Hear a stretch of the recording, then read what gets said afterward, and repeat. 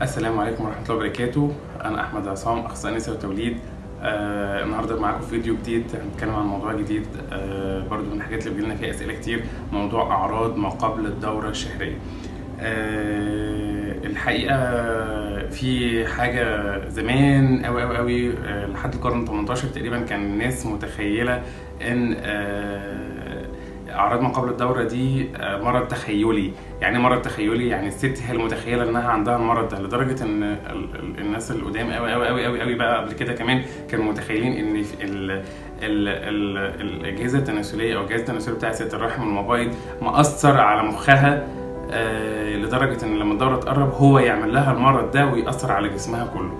الناس كانت فاهمة كده، لدرجة إن سنة 1875 في عالم محترم جدا اسمه كلارك ألف كتاب سماه Sex and Education.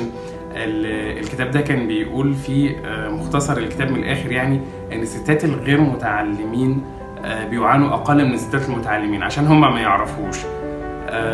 ده كان تفكير الناس لحد قريب جدا، لحد سنة 1953 كان أول مرة يطرح فيها مصطلح البريمنسترال سيندروم أو البريمنسترال تنشن، أو أعراض ما قبل الدورة الشهرية، كمرض بيصيب تقريبا 80% من الستات اللي بتجيلهم الدورة.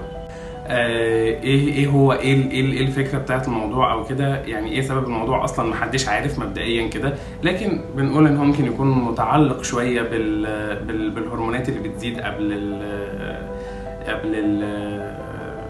الدوره، واهمها هرمون البروجستيرون، اللي احنا بنقول الهرمون ده بيأثر على اجزاء كتير قوي في الجسم، فممكن يكون سبب الاعراض دي. كمان في بعض الدراسات اكتشفوا ان في شويه كيميكال ترانسميترز، او يعني مواد كيماويه اللي بتتحرك في المخ. بيقال ان يعني في مواد بتختلف تركيزاتها شويه في الوقت ده، واهمهم السيروتونين بتقل نسبته شويه، فبيعمل سنه الاكتئاب اللي بتيجي قبل الدوره دي.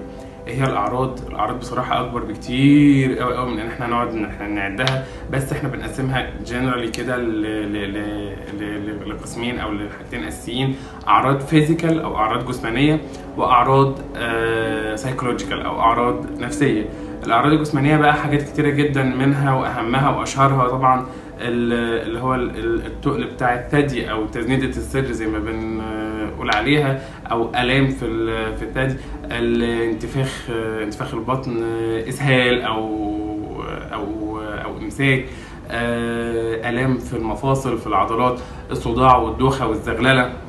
الحاجات دي كلها من الحاجات اللي الستات بتشتكي منها او من الحاجات الموصوفه في اعراض ما قبل الدوره. حاجات نفسيه بقى، من اول مجرد اكتئاب بسيط او اللي هو بنقول يعني مود سيء وخلاص، توصل بقى لحد المود سوينجز، او اللي هي الست اللي فجاه اب وفجاه داون، الست اللي بتبقى يعني فجاه متضايقه وفجاه زعلانه،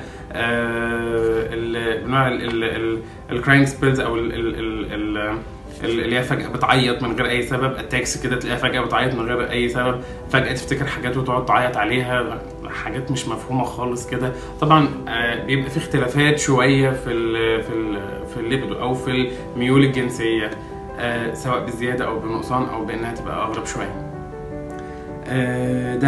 دي الأعراض عموما. إزاي بقى نتجنب البريمنسترال سيندروم؟ الحقيقه مفيش حاجه في الدنيا ازاي نتجنب البريمنسترال سيندروم، لكن في شويه نصايح كده هتخلينا الموضوع يبقى اخف شويه او اقل شويه او يعدي بسهوله. مبدئيا كده انا عاوزك تعرفي حاجه مهمه جدا، ان زي ما كانوا بيقولوا لنا في الكليه، الست اللي بتجيلها الاعراض دي بنقول لها انت احسنهم. يعني ايه انت احسنهم؟ زي ما قلت لك قبل كده، ان مستحيل تيجي الاعراض دي الا لو حصل تبويض. فمن بعد التبويض، ما قلت لك من اول التبويض لحد ما الدوره تنزل، هو ده الوقت اللي بيحصل فيه الاعراض دي. مفيش تبويض مفيش اعراض ما قبل الدوره. يعني لازم تعرفي ان انت بيجيلك الدوره دي عشان انت هرموناتك مظبوطه جدا، وعشان انت عندك تبويض. والستات اللي بيجوا لنا عندهم مشاكل في الحمل او كده، اول سؤال بنساله مثلا عن الاعراض دي، وبنسال عن نظام الدوره. يعني انت كويسه الحمد لله، وانت ربنا انعم عليكي بان انت الحمد لله عندك تبويض، وتبويض ان شاء الله كويس، وهرمونات ممتازه والدنيا كويسه. انا بتهيألي احنا كده حلينا مشكله اغلب الناس، ان هم يبقوا فاهمين ان هم اصلا مش في مشكله. الحاجه التانيه بقى، في شويه حاجات نصايح كده في اللايف ستايل بتاعنا المفروض نظبطها، هتحسن الدنيا شويه. زي في الوقت ده المفروض طبعا نقلل الاملاح في اكلنا او الملح عموما. الاكل نبعد عن الاكل الحادق عموما، اي نوع من انواع الملح في الاكل نقلله شويه. طبعا الحاجات اللي فيها كافيين عموما بقى بكل صوره، التدخين، القهوه، البيبسي، الشاي شويه. هنقلل الكلام ده. في بعض بقى الادويه او المسكنات، في ناس بيبقى عندهم نقص فيتامين دي، الكالسيوم، نقص في بعض الفيتامينز. لو خدنا بس الحاجات اللي فيها مالتي فيتامينز بالذات الكالسيوم وفيتامين دي هتحسن الدنيا شويه. ومفيش اي مشكله خالص ان احنا لما يبقى في لما يبقى الالم موجود ان احنا بس ناخد قرص مسكن زي مثلا بايبرفينيت، بنادول اكسترا. الحاجات دي مش هتفرق معانا كتير ومش هتسبب لنا اي مشكله. وما اظنش ان مثلا يعني 95% من الستات اللي بيجي لهم الاعراض دي مع شويه مسكنات بسيطه، مع بس اللايف ستايل يتظبط بالمنظر ده، مع انها تبقى فاهمه ان هي اصلا مش مشكله، بالعكس ان زي الفل. انا متهيألي احنا كده حلنا اغلب الناس. بقى جزء بسيط قوي من الناس اللي هم خلاص بيوصل بيهم الاكتئاب لدرجات بقت يعني بتوصل في بعض الدراسات لمحاولة الانتحار. الناس دول ساعات بنضطر نحولهم للدكاترة النفسيين، او بياخدوا ادوية نفسية زي مثلا الحاجات اللي بنقول عليها حاجات بقى مضادة للاكتئاب وكده، وخلاص والدنيا بتحسن معاهم وبيستجيبوا ليها جدا. اخر حاجه بقى زي ما قلت لك، يعني احنا عندنا يعني درجات للعلاج. اخر درجه واخر حاجه ممكن نفكر فيها انه احنا زي ما قلنا برضو المره الثانيه والثالثه والعشره ان ده بسبب التبويض او مش بسبب التبويض، متعلقه بالتبويض، خلاص سهل وقف التبويض خالص. ان احنا ندي اقراص منع الحمل العاديه اللي هي اللي بتتاخد بالفم دي 21 يوم او 7 ايام، اللي هي الاقراص العاديه دي، هناخدها لفتره مثلا 3 شهور 6 شهور ايا كان، بنوقف التبويض خالص، وبالتالي طبعا بتختفي الاعراض خالص.